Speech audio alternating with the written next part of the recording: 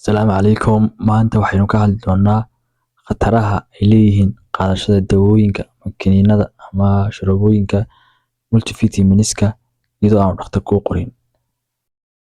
Muddooyinkii u dambeeyay waxa aad u soo badanaya isticmaalka dawooyinka multivitaminiska ama supplementiga loo yaqaano.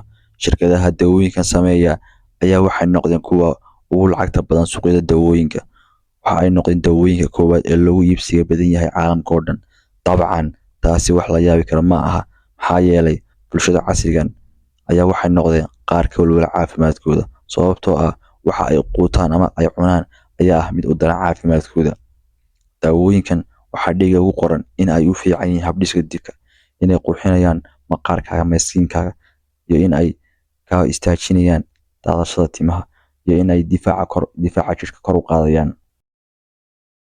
Waxaa jira